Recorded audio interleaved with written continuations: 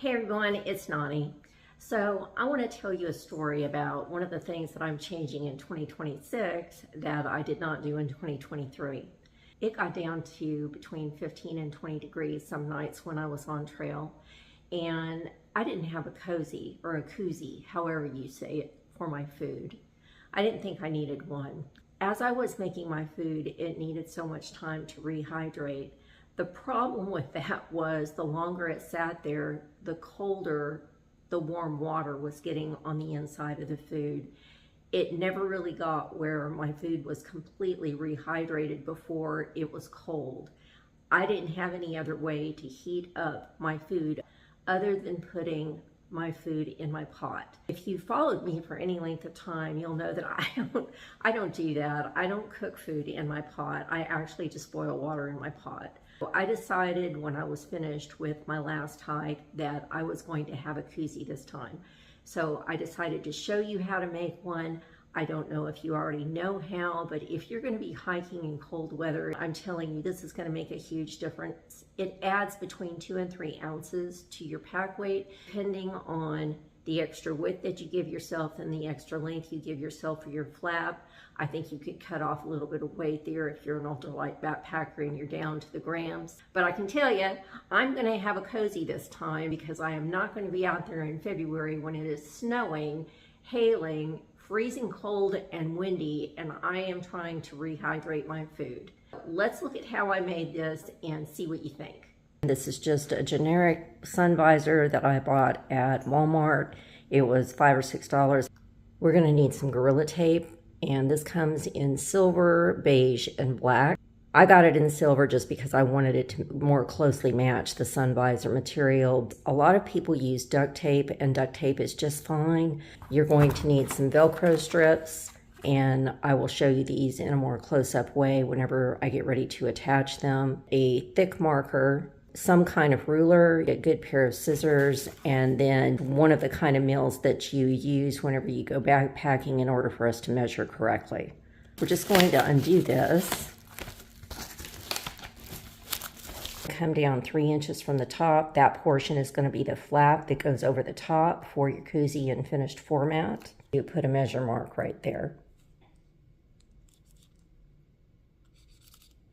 And then you're just going to take any meal, it doesn't matter, something that is the larger of the sizes that you will be using to make sure that your cozy is big enough. And we're going to put a measure mark at the bottom of that meal. Then we're going to add 3 inches from that mark down.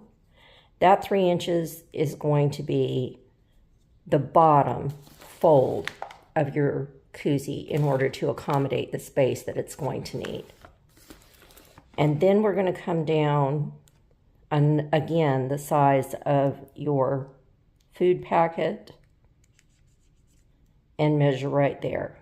Again, you're going to do 3 inches from the top for the flap. You're going to measure from the flap to the first mark in order to get the length of your food. You're going to measure from the length of your food to here, 3 inches, to make sure that you're leaving enough space for the bottom fold of your packet. And then you're going to go from the bottom fold of your packet to the length of your space for your food again to make sure that you're measuring correctly. Now we're going to do the width. You're going to add 1 inch on each side of the packet. We're going to come back up here and I'm going to place it at the mark that I had, 1 inch. And then I'm going to come over 1 inch on this side. One of the ways you can make sure you're cutting a straight line is to actually cut in between the markings of these little bubbles. So if you want to do it in advance, you can just go like this every 2-3 inches to make sure that you have a guide to go by and you're not trying to figure it out along the way. Okay, now we're going to cut. It does help if you put those little marks every 2 inches or so.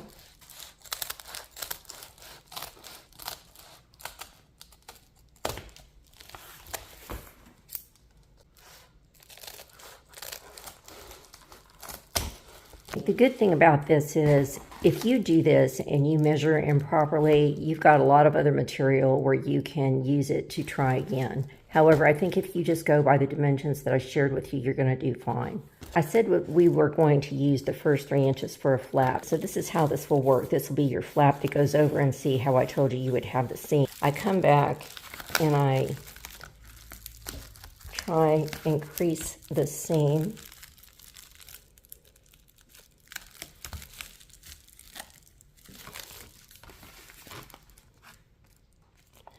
Okay, now you're at the mark that you made, and you look at this 3-inch section, and we are going to fold it over at this point.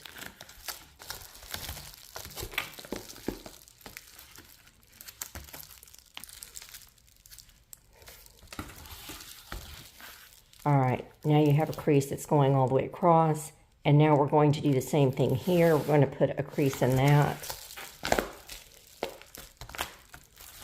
And your fingers to put a crease in there. So as I was doing this, I changed my mind and decided that I wanted a little bit smaller than 3 inches. 3 inches is kind of the standard, but I'm going to make mine more in the 2-inch range. Now we're going to cut off the bottom piece.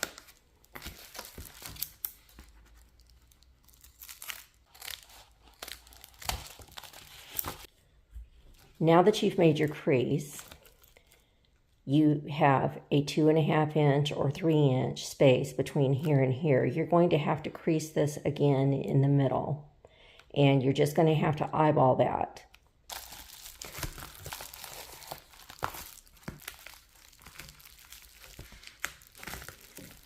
You've made your crease, and now you're going to come over and you're going to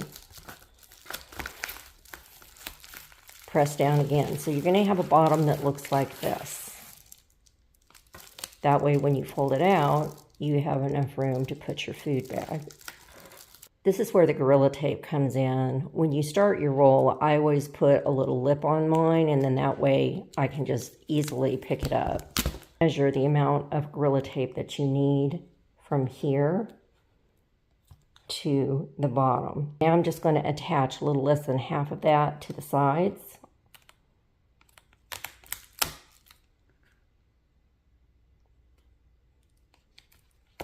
Starting right at the seam where you cut it and coming down to the bottom, and then press down. Remember, you're still going to have that little envelope on the inside. Flip it over. Make sure it's straight. Press down at the bottom, press down at the top.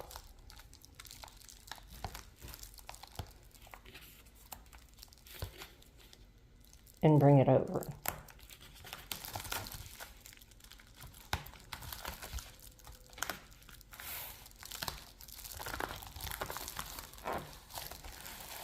And press down. Okay, when you get to this point, you're going to see that if you stick your hand in here, you can't really stick this out without there being a hole in it. So go ahead and push that back in. Press it back down the way that it was supposed to be. Press it back down and come in and make a little notch right here.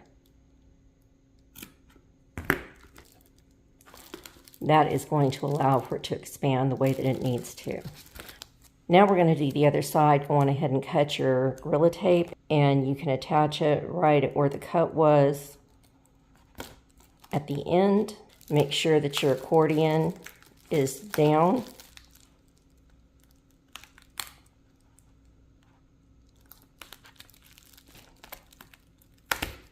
And attach. Now flip it over, put your accordion back in, bring the tape over.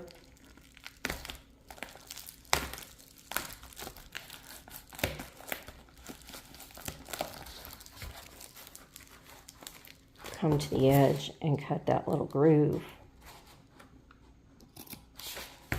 All right, and to test it, you can just look and you can see that it expands all the way.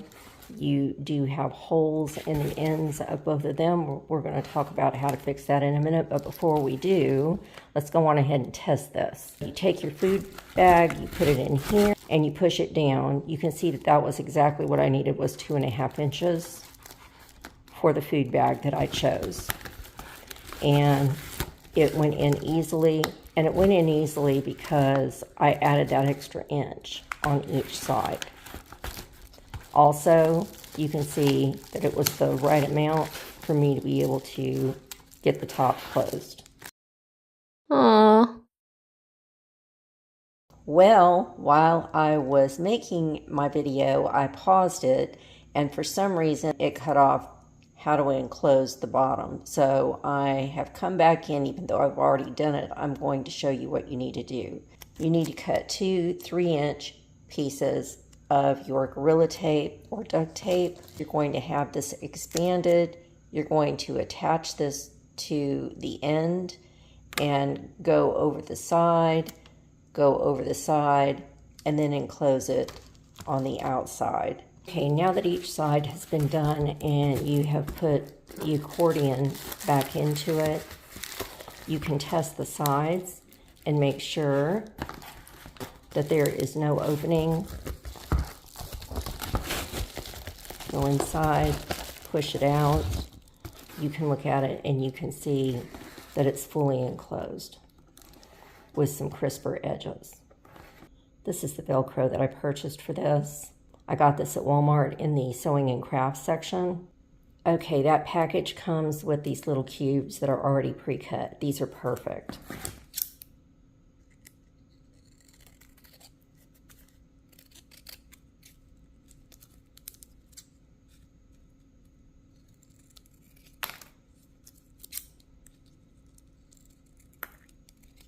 I take them and I stick them together.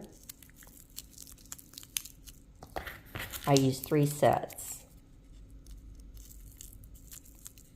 You peel the back off of one set and then you place them right about there. You could put 4 of these on here. In fact, I think that's what I'm going to do. 3 is really all you need, but I'm going to go on ahead and put 4 on mine.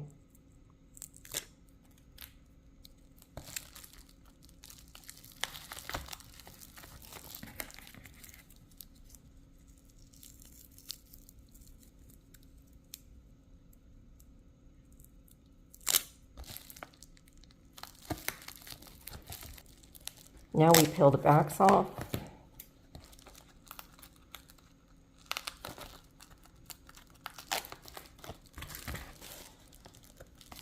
Put your cozy lid over and press down. And you can see that it stays closed. And now you have a cozy that will take care of your meal. It's thick enough at the bottom. The bottoms are reinforced. This is already sewn. It's reinforced in the back. I would let these Velcro strips stay intact for 24 hours before you keep pulling on them, just to make sure that they cure right.